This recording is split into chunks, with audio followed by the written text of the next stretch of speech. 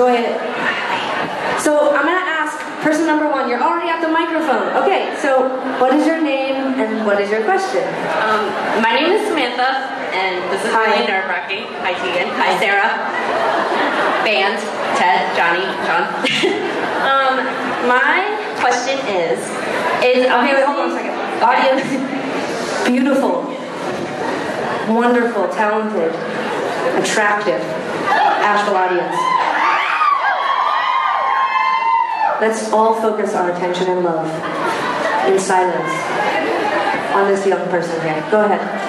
Okay, so it's obviously no secret that there's a Team Tegan and Team Sara.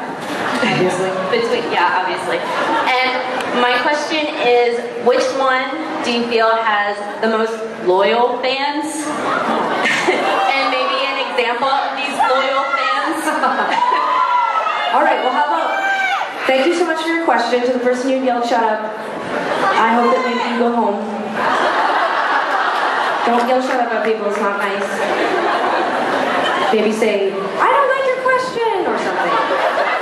You don't like the question. Okay, well, we're going to answer it anyway. Thank you for your question.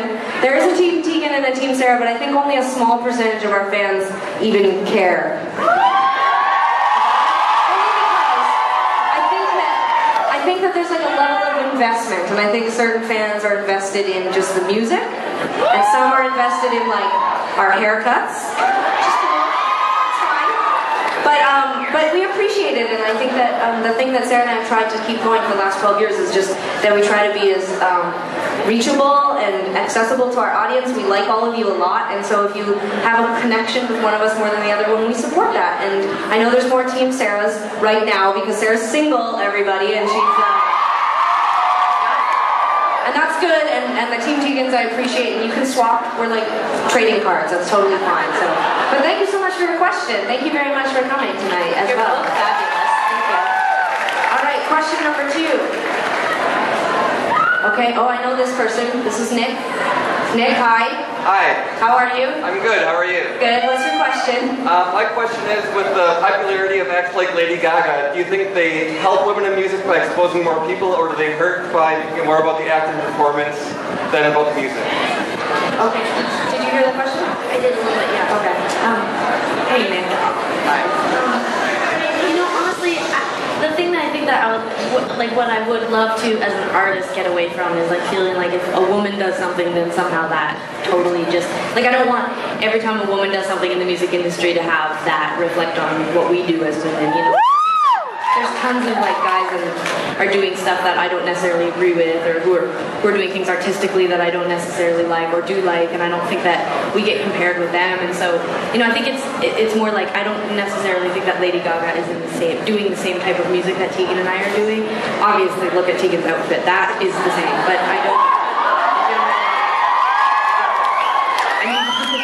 I mean, people think Lady Gaga is scary. Like, try playing the Delaware State Fair wearing an all-jean jacket outfit with this haircut. I mean, that is so scary. People at the Delaware State Fair, I'm sure they would have done better with, like, if I had just come out with, like, blood all over myself and, like, an axe. And, but anyways. But I think Lady Gaga's cool. You know, like, I don't necessarily think that anything that's pushing the boundary in the mainstream is generally not pushing that much of a boundary, let's be real for a second. But like, but I mean, I think that I love her songs, and that song, the Paparazzi song, was in my head for like a year, and I really like that telephone video, although I am such a square prude that I had to like pause it like 1,000 times to walk around going, no, she didn't know. Anyways, but yeah, no, I mean, like, I think Lady Gaga's cool, and do I think that she is, you know, as progressive and a feminist as, you know, I don't know, like, Kat Benatar, or like, you know, I don't know, fuck anybody. I can't think of anybody right now that I want to talk about, because the fan is actually making this horrible piercing noise in my in-ears, and I just, like, right now I just feel like I'm going to do something Lady Gaga-esque on stage and whatever. But it's a good question, and I think that, you know, it's nice to see women like Lady Gaga pushing the boundaries. And musically, though, I mean, she's awesome. She's great. Thanks, Nick. Thank you. Okay, question number 3. You guys are doing really good. Thanks for being patient. Are you enjoying this Q&A? Okay, just for the record, we're not this narcissistic that we think you'd want to know everything else. We're shooting a DVD, so we're taping you right now, so there you are. The quieter you are. Right now you're kind of chatty. I don't know how much of this will get used. If you're really quiet. No. Now you're sounding quiet. Very nice. Now you're on TV. Now you're like, I'm gonna pay attention. All right, here we go. Number 3. Hello. Hello, my name is Kurt, and first I would just like to say to Tegan, clear eyes, full hearts, can't lose. Can't lose! Friday Night Lights! And my question was, even though it's only about a month and a half in, I was wondering if the Honda Civic Tour has had any noticeable impact in terms of like sales or exposure or anything, or if that won't be able to be determined until like maybe a couple months from now. That's a good question. For those of you that don't know, we're on tour with Paramore and Newfound Glory and Catawba right now, the Honda Civic Tour, and we're having a great time. Sarah and I have been touring now 12 years. This is the first time we've gone out and supported someone in 5 years, and it's been terrifying. Mainly just because we're so used to playing to people who know our music. So I think it's pretty hard for us to know exactly how that's affected our career. We're not selling millions of records, not even close. We don't get played on radio.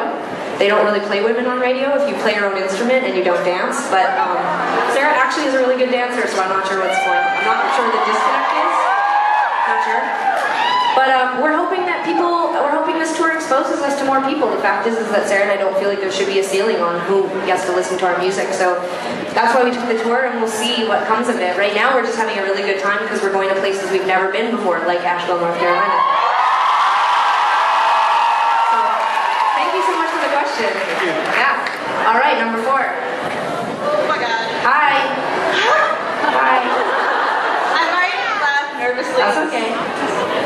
Hi, I'm like a fan.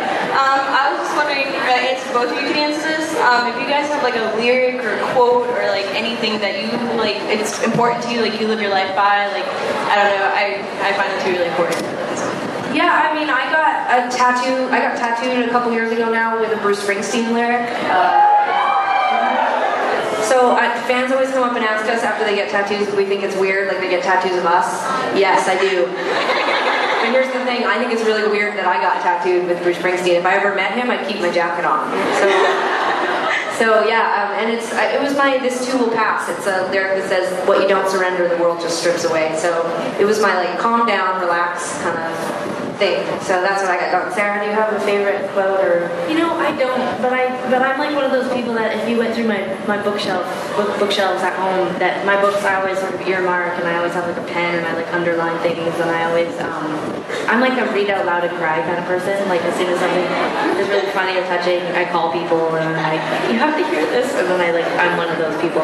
Which I hate those. Why I'm saying one of those people is because everyone but me is gross. Like when I hear people doing that, I think it seems so overwrought and sentimental and romantic. Like my mom does it, for example. Not to me, but like she does it to like her friends. Or I remember when I was a kid, her boyfriend, my stepdad, whatever, Bruce, his name is, and not Bruce Springsteen, but